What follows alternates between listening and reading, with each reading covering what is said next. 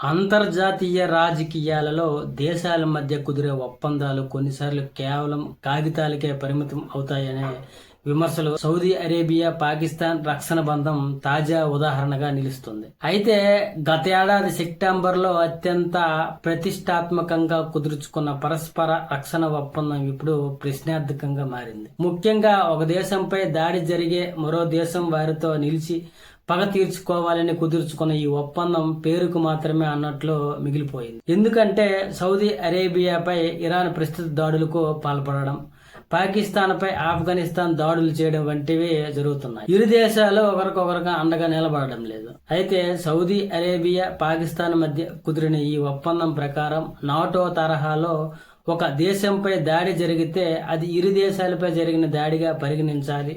అంటే ఒక దేశం యుద్ధంలో ఉంటే మరో దేశం తక్షణమే తన సైనిక మద్దతును ప్రకటించి రణరంగంలో దూకాలి. కానీ ప్రస్తుత పరిణామాలు చూస్తుంటే ఈ వ్యూహాత్మక ఒప్పందం ఆచరణలో ఎక్కడా కనిపించలేదు. మనం చూసాం, గత కొద్ది రోజులుగా పాకిస్తాన్ ఆఫ్ఘనిస్తాన్ మధ్య సరిహద్దు వివాదం కొనసాగుతుంది. పాకిస్తాన్ ఆపరేషన్ ఖజబ్ లిక్ హక్ పేరుతో కాబూల్ పై వైమానిక దాడులు తెగబడింది. అలాగే దీనికి ప్రతిచర్యగా ఆఫ్ఘాన్ దళాలు పాక్ సైనిక అవుట్ పోస్టులను ధ్వంసం చేయడమే కాకుండా ఒక పాకిస్తాన్ యుద్ధ విమానాన్ని కూడా కూల్చివేసినట్లు ప్రకటించాయి. అయితే ఇంతటి ఉద్రిక్తత పరిస్థితులు నెలకొన్న తమ రక్షణ భాగస్వామ్యం అయిన సౌదీ అరేబియా నుండి ఎటువంటి ప్రకటన రాలేదు. అలాగే కనీసం దౌత్యపరమైన మద్దతు కూడా లభించలేదు. మరోవైపు సౌదీ అరేబియాపై ఇరాన్ క్షిపణులతో దాడి చేస్తుంది. డ్రోన్లతో సౌదీ రాజధాని రియాద్ తో పాటు కీలకమైన చమురు రిఫైనరీలను లక్ష్యంగా చేసుకునే